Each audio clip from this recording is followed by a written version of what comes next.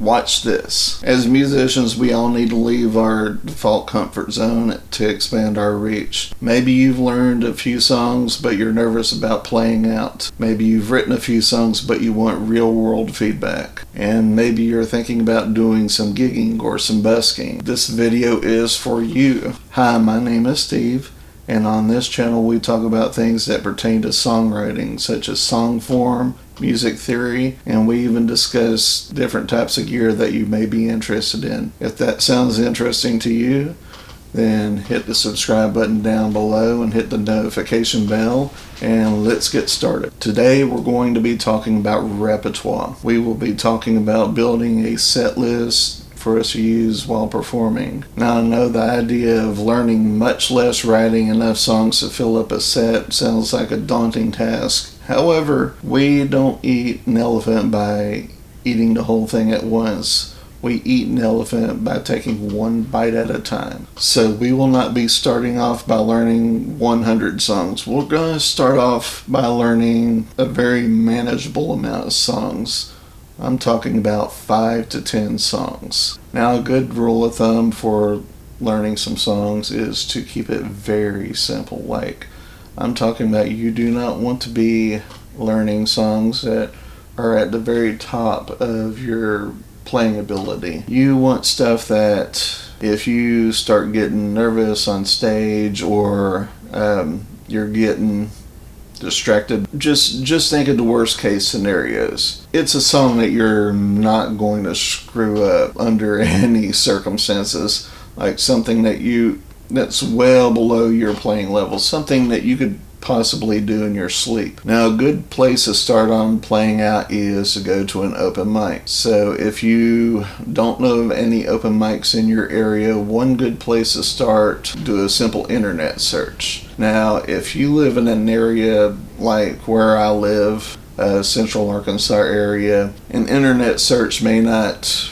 yield the most reliable results. One of the best ways to find places to do open mics, go to a local songwriting workshop like NSAI. And when you go to these local workshops, you're going to find somebody there that either hosts or knows of a open mic that you can start going to. When doing an open mic performance, the organizer will give you somewhere around 10 to 15 minutes or 3 songs for your time limit. And this is where you go to get comfortable with performing before a live crowd, or to work out kinks in a song you're working on, or even a place to find your first few opportunities for gigs. So one thing to remember is when preparing a set list, you really are kind of the backdrop to everything else that's going on around you. So don't take yourself too seriously and don't take criticism too personally. Since you are a backdrop to everything else that's going on around you, that should take some pressure off on a few things. First of all, you are not the center of attention. You are not there to impress people with your playing ability or lack thereof. You are not going to suddenly be discovered and get a deal or any of that stuff. In fact, if you're not one of the first ones to play, if you're one of the last ones to play, then it's more than likely if by the time it's time for you to get up on stage and perform your set, most of everybody's going to be gone. Keep that in mind. The goal of this is to get some wins under your belt, to have some good performances, to have a good time, and to make a good impression on the people there. You need to make a good impression on the organizer. You need to make a good impression on other musicians that stick around to watch you. You need to make a good impression on the venue owner, because, like I said a moment ago, this is quite possibly an opportunity for some early gigs, because at these types of venues, more than likely you're going to meet the owner of the venue, or you're going to meet the manager of the venue. If you can make a good impression on them, then you've got some opportunities coming up. Really, you need to just focus on putting your best foot forward and doing the best you can. Now that that's out of the way, on a recent video on this channel, we discussed discovering your unique sound by playing covers. Now, I know that most songwriters, they want to focus on performing their own repertoire, their own creations. However, when we neglect the thought of doing covers, we really do neglect the aspect of learning songs that initially inspired us to pick up the instrument to begin with. If you're used to being a part of a greater ensemble or playing in a band, and you're not used to being a solo performer and accompanying yourself, it is a totally different mindset. It is a totally different skill set. So one thing that I would actually recommend is to try to pick some songs in your repertoire that basically use some of the same chord progressions, because anything that you can do to shorten that learning curve is going to go a long way for you, and it's really going to help. Now, remember the part about everyone is not there to see you. You need to build familiarity, and that's part of what doing covers does, is because if you play songs that people already know and people hopefully already love, even if the people in the crowd don't know that it's a cover, maybe they'll think that, damn, that's a good song. He did a good job on that one. Playing songs that are already successful and already popular, it's going to lead to more wins for you. And it would be a good thing if you can fool somebody in a crowd into thinking that you wrote a song that a big name artist wrote. So, I mean, that's really actually kind of a flattering thing whenever those things do happen, is when somebody's like, hey, I like that one song you wrote. And you're like, that was a cover. Now, like I said a moment ago, keep it simple. Like, very simple. Like, you should be able to play these songs in your sleep at home, because when you get up on stage in front of people that either maybe and you're afraid of fucking up in front of them, or in front of people you don't know, or even an empty room, and you just kind of feel like, oh wow, there's absolutely nothing else to pay attention to.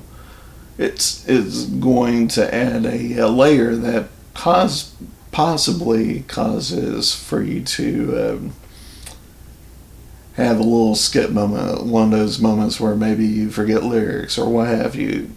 So it really helps if you pick stuff that you can do in your sleep at home, because then now all you gotta work on is performing live and work on the mindset.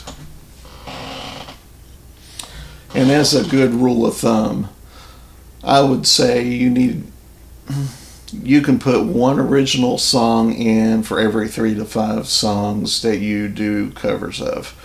Even if you're a part of a songwriting group and you're playing in front of other songwriters, I would still recommend for you to do mostly covers. And here's why. Songwriting workshops, one of the things that they'll do is they'll have you pick a song out of a hat or a bag or whatever, and you need to do a cover of that song in a different style from what it was originally written in.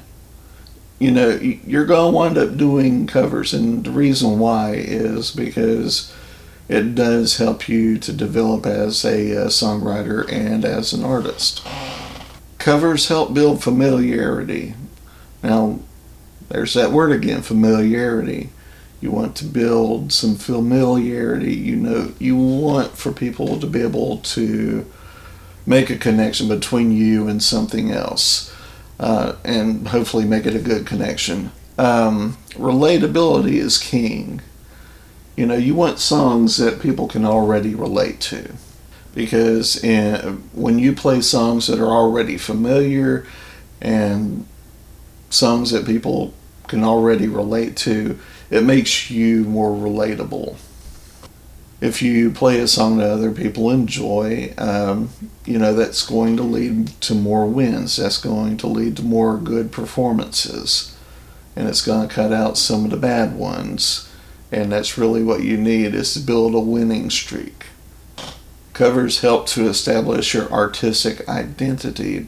Because let's say that you play mostly Nirvana, Pearl Jam, or Stone Temple Pilots songs. People are going to identify you as being an alternative rock musician. If you play mostly Poison, Guns N' Roses, or Bon Jovi songs, people are going to identify you as being an 80s rock musician. If people notice that you play mostly Shawn Mendes or Ed Sheeran or John Mayer songs, they're going to identify you as being a modern singer-songwriter, pop musician. Covers help you to become a more competent musician. They help you to become a more competent songwriter. When you play these songs that are already familiar, that people already know, that there's already a large audience for, you're going to learn some of the habits and some of the strategies that these songwriters use to write these songs. And anything that you can do to become a better songwriter, really, you should be doing it.